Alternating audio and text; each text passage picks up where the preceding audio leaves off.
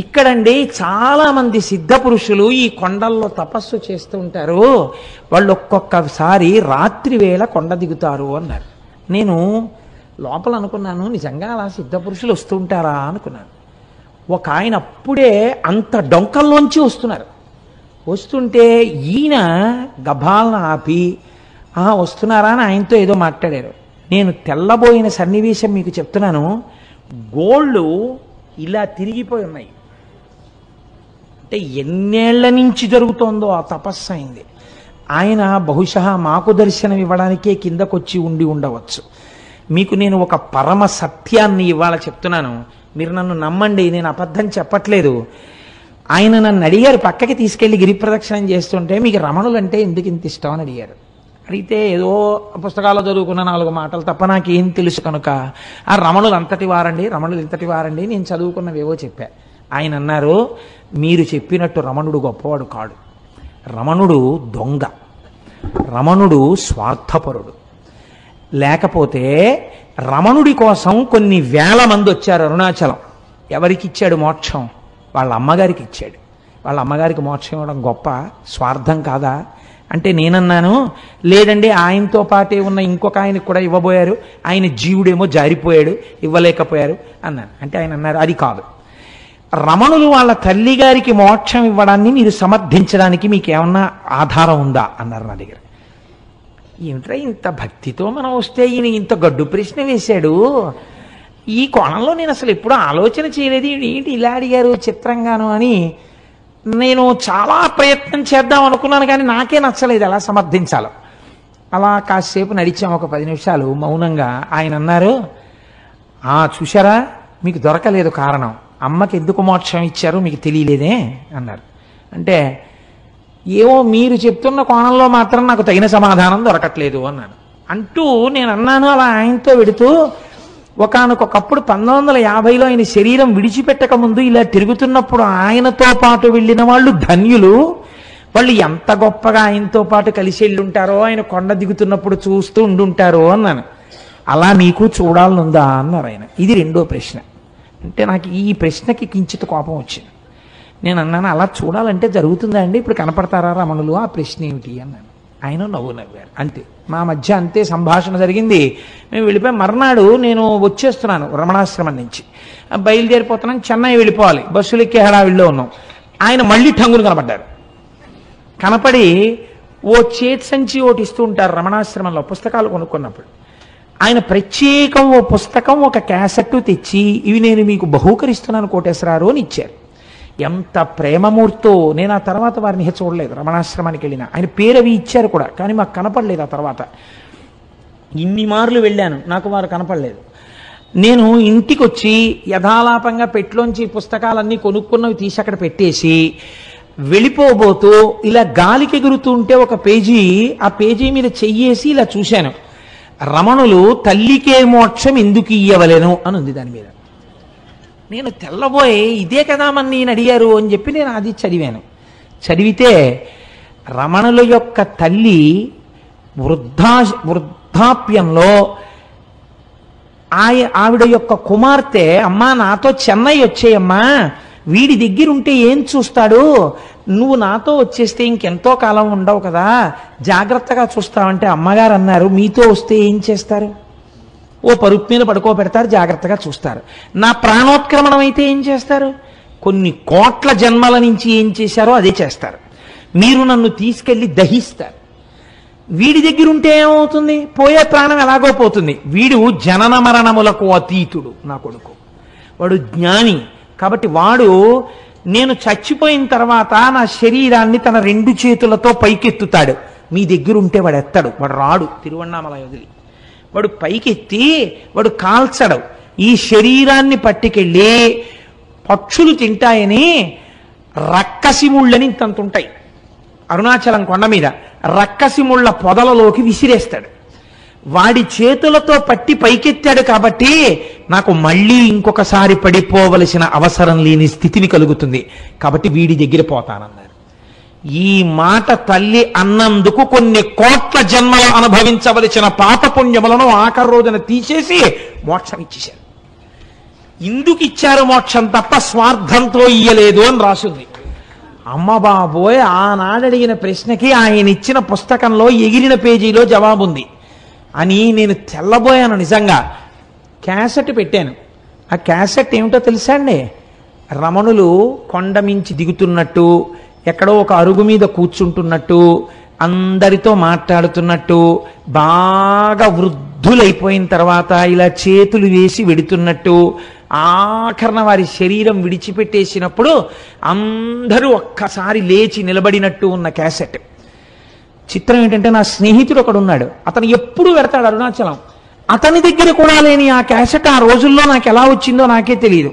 నేను ఆ రోజుల్లో ఆ క్యాసెట్ని, అది నా దగ్గర లేదు అని అతను నాకు చెప్తే నేను తెల్లబోయి, ఇది నాకు బహుశः భగవానులే అనుగ్రహించుంటారు, ఇది స్వార్థంతో నేను ఒక్కడిని అనుభవించకూడదని మా ఇంట్లో కలర్ టీవీ పెట్టి రమణుల జన్మదినోత్సవం నాడు ఎందరినో పిలిచి బ్యాచ్లుగా చూపిస్తే ఒక మహాతల్లి నాకు సలహా ఇచ్చారు, ఇలా మీ ఇంట్లో ఎన్ని బ్యాచ్లకి పెడతారండి, చిన్న అపార్ట్మెంట్లో శివాలయానికి తీసుకొచ్చి క్యాసెట్ వేయండి అన్నారు. అంటే టీవీ అప్పట్లో ఇవే డివిడీలు లేవు, విసిఆర్లే. విసిఆర్ పట్టుకుని వెళ్ళి వెంకటనగర్ శివాలయంలో ఆ క్యాసెట్ని నేను ప్లే చేసి కొన్ని వందల మంది చూసి సంతోషించారు. బహుశా మీరు చూశారేమోనమ్మా. అన్నీ అరుణాచల అనుబంధంలో రమణులే అనుగ్రహించారు కనుక ఆ అరుణాచలం అంత గొప్ప అరుణాచలం. కాబట్టి చూడండి, నేను మీకు ఎందుకు విజ్ఞాపన చేశాను అంటే, ఆ కొండ సామాన్యమైన కొండ కాదు. శివుడు అక్కడ స్థూల రూపంలో ఉన్నాడు, కొండగా ఉన్నాడు. అరుణాచలేశ్వరుడి దేవాలయమునందు శివలింగముగా ఉన్నాడు. అదే అరుణాచలం కొండ మీద దక్షిణామూర్తిగా ఇప్పటికీ ఉన్నాడు అని అంటారు. ఎందుచేతనంటే, రమణ మహర్షి యొక్క శిష్యులు కొంతమంది అరుణాచలం కొండ శిఖరాల మీద కూర్చుని ఉండగా వారికి పాదుకలతో నడిచి వెళ్ళిపోతున్నటువంటి చప్పుళ్ళు వినపడ్డాయి. నేను సరిగ్గా చెప్పి ఉంటే పేరు, నాకు ఆ పేర్లు సరిగ్గా జ్ఞాపకం ఉండవు. చాడ్విక్ అనుకుంటాను, రమణుల శిష్యుల్లో ఒక ఆవిడ. ఆ చాడ్విక్ అన్నావిడ ఒకసారి అరుణాచల శిఖరం మీద కూర్చుని ఒక ప్రదోష వేళలో ఆవిడేదో సంగీతంలో ఉండేటటువంటి రాగముల గురించి ఆలోచన చేస్తూ పాడుకుంటున్నారు. అపురూపమైనటువంటి రాగాలు కొన్ని ఆ అరుణాచలం కొండల్లోంచి వినపడ్డాయి. ప్రదోష వేళలో పరమశివుడు దక్షిణామూర్తిగా కూర్చుని ఉంటే ఇప్పటికీ అనేక మంది దేవకాంతల ఆయన ముందు నాట్యం చేస్తూ గంధర్వగానం చేస్తారని ఆవిడ దాన్ని రికార్డ్ చేశారు. రికార్డింగ్ అవుతుందేమో చూద్దామని రికార్డ్ చేసి రమణుల దగ్గరికి తీసుకొచ్చి ఆన్ చేస్తే ఆ సంగీతం రికార్డ్ అయి వినపడింది. అరుణాచలం అంత పరమపావనమైన క్షేత్రం. ఇప్పటికీ దక్షిణామూర్తిగా పరమశివుడు దాని యందు కూర్చుని ఉన్నాడు అని పెద్దలు విశ్వసిస్తారు. అటువంటి అరుణాచలంలో ఒక మహానుభావుడు, కాళ్ళు ఉండేవి కావు ఆయనకి, ఆయన అరుణగిరికి ప్రదక్షిణం చేద్దామని కేవలం పిరుదుల మీద డేకుతూ వెడుతున్నాడు. వెడుతుంటే చచ్చు పడిపోయినటువంటి కాళ్ళు తిరిగి సత్తువని పొంది ఆయనకి కాళ్ళు వచ్చాయి. అరుణాచల ప్రదక్షిణం, అరుణగిరి ప్రదక్షిణం అంత గొప్పది. అలాగే ఒకానొకప్పుడు ఒక సంపన్నురాలు తిరువణ్ణామలై రైల్వే స్టేషన్లో దిగి ఒక పెళ్లికి వెళ్ళడం కోసమని తిరువణ్ణామలై వచ్చి ఒక జట్కా మాట్లాడుకుని వెడుతుంటే ఆ జట్కా వాడు ఆ కొండలలోకి అరణ్యంలోకి తీసుకుపోతున్నాడు. ఆవిడ, ఇదేమిటి ఇలా తీసుకెడుతున్నావు అంటే, నోరు విప్పితే చంపేస్తానన్నాడు. భగవానుడు ఇక్కడే కొండ రూపంలో ఉన్నాడు, నన్ను రక్షిస్తాడని ఆవిడ జట్కాలో కూర్చుని అరుణాచల శివ, అరుణాచల శివ, అరుణాచల శివ అని 3 మాటలు అన్నారు. అనేసరికి పెద్ద పెద్ద టార్చ్ లైట్లు వేసుకుని ఒక పోలీస్ టీం ఒకటి అక్కడికి వచ్చింది. వచ్చి వెంటనే ఈ దొంగని పట్టుకుని దేహశుద్ధి చేసి ఆవిడ్ని కారు ఎక్కించుకుని పెళ్లి జరగవలసిన కళ్యాణ మంటపం దగ్గరికి తీసుకెళ్లి ఆవిడ్ని విడిచిపెట్టారు. ఆవిడ మహాసంపన్నురాలు, చదువుకున్నది. నన్ను ఇంత రక్షించారు కనుక మీ నెంబర్స్ ఇవ్వండి, మీ బ్యాడ్జ్ నెంబర్స్, రేపు మీ పోలీస్ స్టేషన్లో నేను కొంత అమౌంట్ ఇచ్చి మీకు క్యాష్ అవార్డు ఇమ్మని వచ్చి నేను మీకు బహూకరిస్తానని చెప్పి ఆవిడ నెంబర్స్ తీసుకున్నారు. తీసుకున్న రాత్రి పెళ్లికి అటెండ్ అయ్యి మర్నాడు తన బంధువులతో కలిసి పోలీస్ స్టేషన్కి వెళ్ళి, నిన్న రాత్రి నన్ను కొంతమంది పోలీసులు రక్షించారు, వాళ్ళ నెంబర్లు ఇవి, వాళ్ళకి క్యాష్ అవార్డు ఇవ్వండి అని చెప్పి ఆవిడ ఇస్తే, తమిళనాడు పోలీసు సర్వీస్లో ఈ నెంబర్లు ఉన్న పోలీసులు లేరమ్మా, ఈ నెంబర్లు లేవని చెప్పారు. పరమశివుడే ఆ రూపంతో వచ్చి ఆవిడ్ని రక్షించాడు ఆ రోజున. అలాగే ఎంతమందికో మహానుభావుడు ఒకానొక సమయంలో ఒక ఆంగ్లేయుడు, ఆయన బూటు లేకపోతే అడుగు తీసి అడుగు వెయ్యలేడు. అటువంటి వాడు బూట్లతో ప్రదక్షిణం చేద్దామని వెడుతుంటే బూటు చిరిగిపోయింది. కటిక చీకటి, బూటు కుట్టేవాడు లేడు. కుట్టేవాడు లేక నేను ఎలా రక్షింపబడతానని భగవాన్ రమణులు చెప్తుంటారు.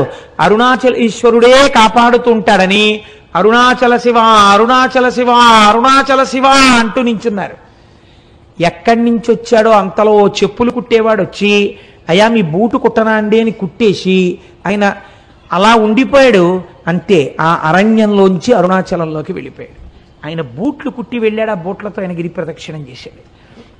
ఇలా ఎంతమందో ఎన్ని రకాలుగానో ఆ అరుణాచల గిరి ప్రదక్షిణంలో అనుభూతులను పొందారు. నేనైతే మీకు ఒకటి మనవి చేస్తాను. ఇప్పటికీ అరుణాచలంలో మనకు ఒక ఆశ్చర్యమైన సంఘటన కనపడుతుంది.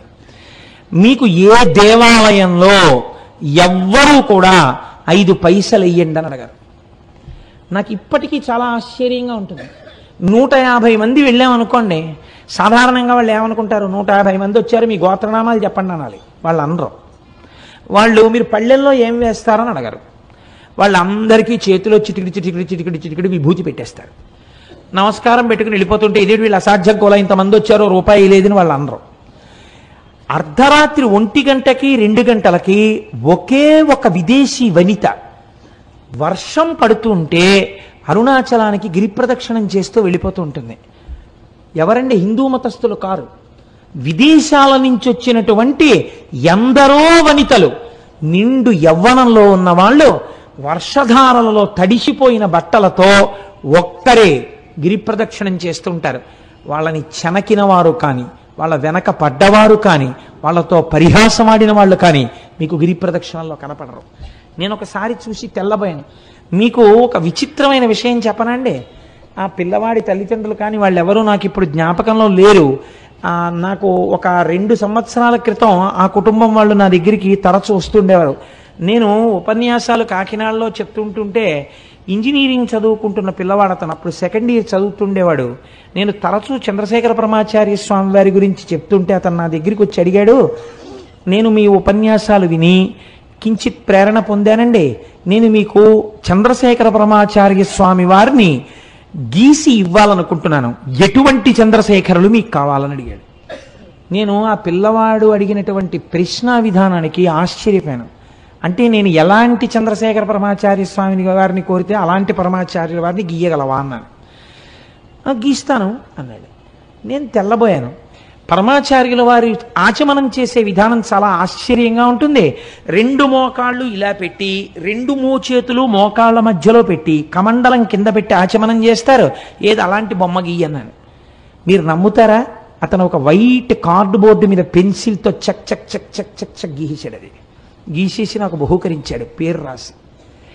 నేను తెల్లబోయి అది ఫోటో కట్టించుకుని ఇంట్లో పెట్టుకుంటే ఇప్పుడు సుబ్రహ్మణ్యోత్సవాలకి రాబోతున్నటువంటి స్వరూపానందేంద్ర సరస్వతి స్వామి వారు భిక్షకి మా ఇంటికి వచ్చారు. ఆయన వస్తూనే తిన్నగా ఫోటో దగ్గరికి వెళ్ళిది ఎక్కడిది నీకని అడిగారు. అడిగితే నాకు ఒక ఇంజనీరింగ్ స్టూడెంట్ గీశాడండి అన్నాను. నువ్వు ఏం అనుకోకపోతే ఇది నాకు ఇచ్చేయగలవా అని అడిగారు. తప్పకుండా తీసుకోండి స్వామి అన్నాను. ఆయన వెంటనే తీసుకుని కళ్ళకద్దుకుని తన పరివారానికి ఇచ్చి ఇది మన పీఠానికి చేర్చండి అని ఇచ్చారు. ఆ పిల్లవాడు అరుణాచలం వెళ్ళి నాకు ఫోన్ చేశాడు, నేను అరుణాచలం వచ్చానండి గిరి ప్రదక్షిణం చేయడానికి కోటేశ్వరారు, ప్రారంభం చేస్తున్నానండి అని. ఆ తర్వాత ఒక 4 రోజులు పోయిన తర్వాత నా దగ్గరికి ప్రసాదం పట్టుకుని వచ్చాడు. అతను ఎప్పుడు వెళ్ళాడు గిరి ప్రదక్షిణానికి? మంచి రోహిణీ కార్తెలో వెళ్ళాడు. వెళ్ళి తెలియక చిన్నపిల్లవాడు కదా, విని విని విని విని ఉన్నాడు. ఆ భక్తి పెంచేసుకున్నాడు. ఉదయం 8 గంటలకు బయలుదేరాడు. ఆది అన్నామలై దేవాలయం దగ్గరికి వెళ్ళేటప్పటికి 11 అయింది. అరికాళ్ళన్నీ బొబ్బలెక్కిపోయాయి. ఇంకా కాలు ఇలా పడలేదు. అయ్యయ్యో, నేను ఇంత పూనికతో వచ్చాను, నేను ప్రదక్షిణం చెయ్యలేనా అని ఒక చెట్టు కింద కూర్చుని ఏడ్చేట.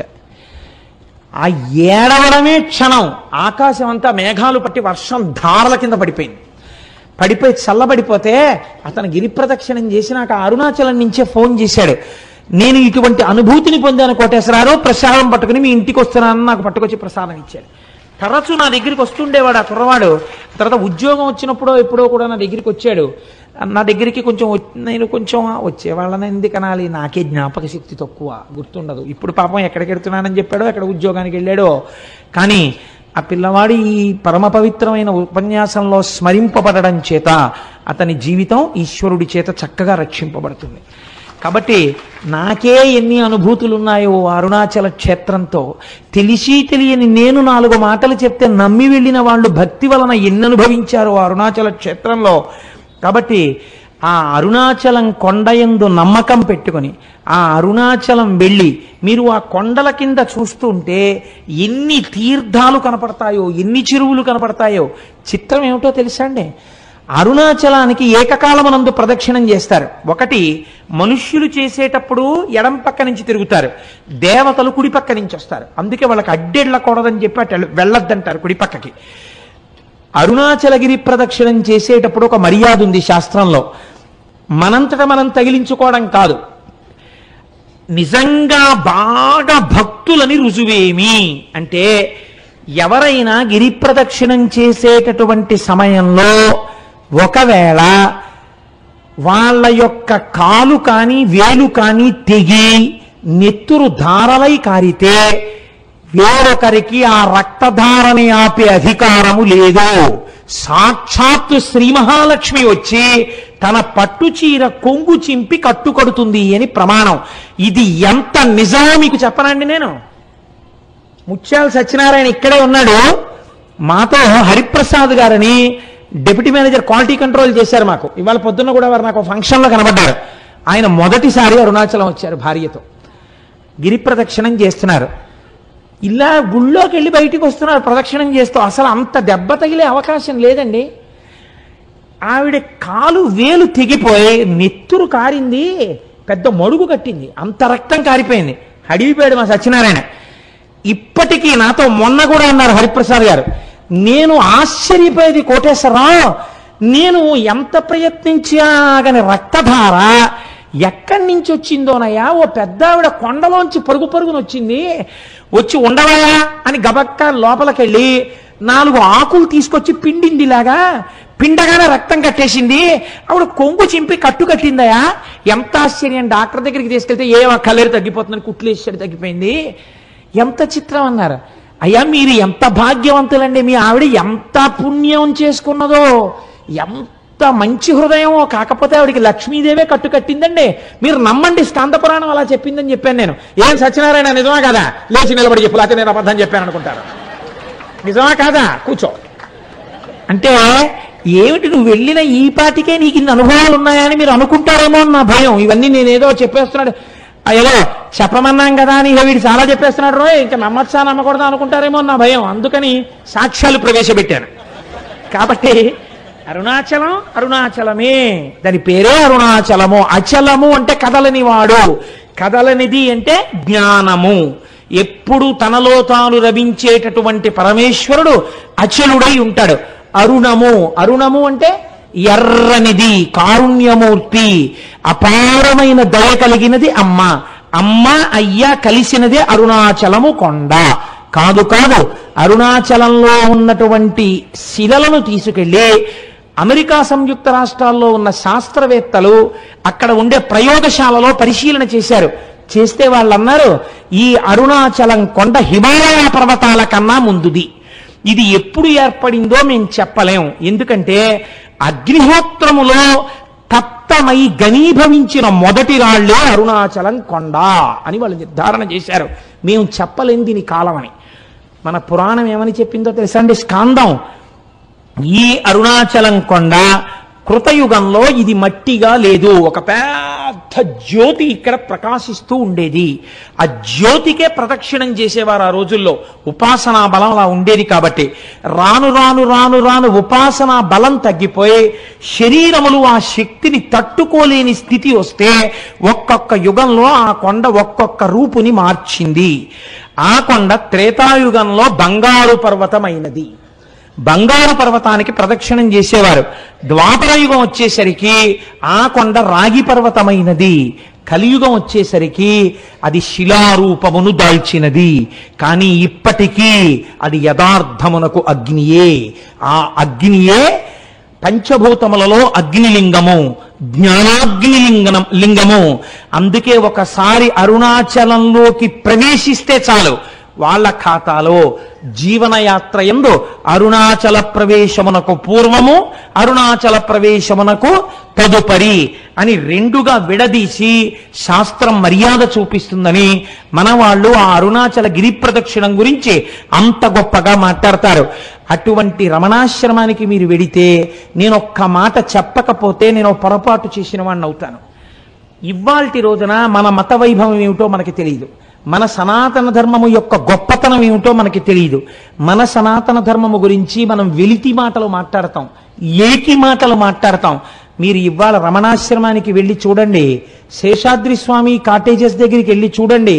మొన్న వచ్చిన వాళ్ళు చూశారు, ఎంత మంది విదేశీయులో కోట్లు వేసుకుని టైలు కట్టుకుని అరుణాచలం వచ్చిన వాళ్ళు ఆ ప్రాంతాన్ని చూసి పొంగిపోయి ఖద్దరు బట్టలు వేసుకుని, ఖద్దరు పంచెలు కట్టుకుని, ఖద్దరు చొక్కాలు వేసుకుని వాళ్ళు అరుణాచలంలో భోజనాలు అయిపోయిన తర్వాత రమణాశ్రమంలో విస్తళ్ళు కూడా ఎత్తుతూ ఉంటారు.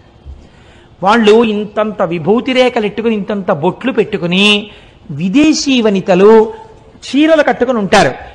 కట్టుకుని వాళ్ళు అక్కడ కూర్చుని సంస్కృతంలో ఉన్నటువంటి శ్లోకాలని ఇంగ్లీష్లో రాసుకుని, అందరి దగ్గర తెలుసుకుని, ఉచ్చారణ నేర్చుకుని, చక్కగా వాళ్ళు నిజంగా శ్లోకాలు చదువుతుంటే అసలు ఏమి సాధనరా అనిపిస్తుంది. మీకు నేను ఒక సంఘటన చెప్తాను. నేను ఒకసారి అరుణాచలం వెళ్ళినప్పుడు బాగా తెల్లవారుజామున కొండల మీదకెడితే బాగా తపస్సులో కొన్ని సంవత్సరాల నుంచి ఉన్నటువంటి వాళ్ళ గుహల దగ్గర పాలు పిట్టొచ్చే వాళ్ళు కనపడతారు అని చెప్పారు. అప్పట్లో నేను మా పినమామ గారితో ఎక్కువ వెడుతుండేవాడిని. ఆయన్ని తీసుకుని కొండ మీదకి వెళ్ళాను. అయితే ఇంకా చీకటి విడవలేదు. అప్పటికే ఒక ఫారినరు, ఒక ఫారిన్ లేడీ, దేవర్ యంగ్ కపుల్, వాళ్ళిద్దరూ దిగొస్తున్నారు.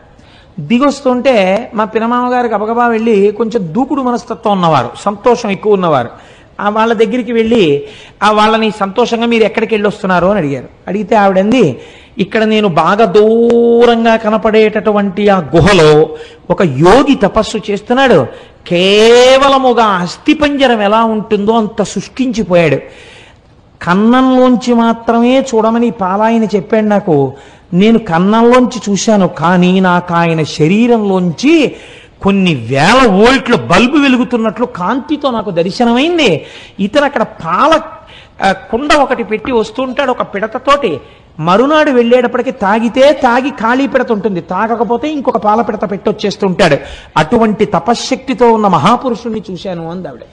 అంటే మా పినమామ గారు ఆవిడికి వెరీ గ్లాడ్ మా దేశం వచ్చి మీరు ఇటువంటి చూశారు అని ఇలా షేక్ హ్యాండ్ ఇచ్చారు. అంటే ఆవిడ షేక్ హ్యాండ్ ఇవ్వకుండా ఇలా నమస్కారం చేసింది.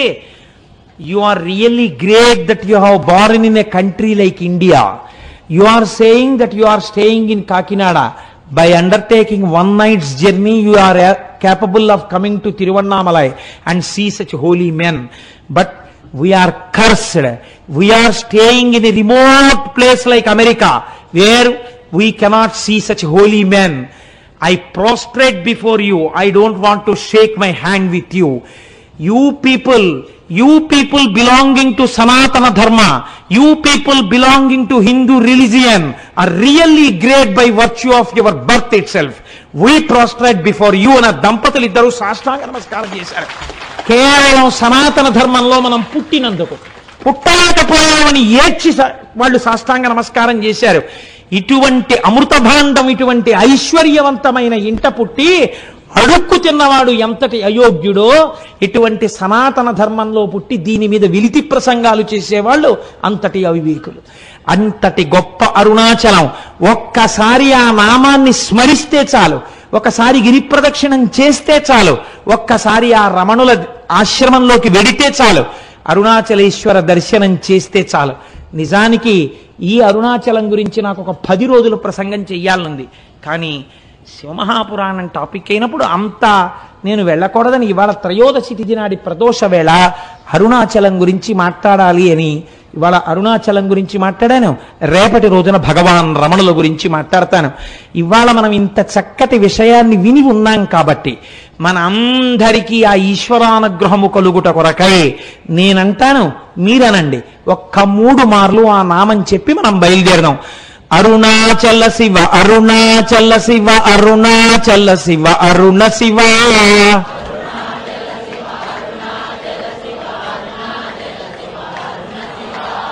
అరుణాచల శివ అరుణాచల శివ అరుణాచల శివ అరుణ శివ అరుణాచల శివ అరుణాచల శివ అరుణాచల శివ అరుణ శివ అరుణాచల శివ అరుణాచల శివ అరుణాచల శివ అరుణ శివ అరుణాచల శివ అరుణాచల శివ అరుణాచల శివ అరుణ శివ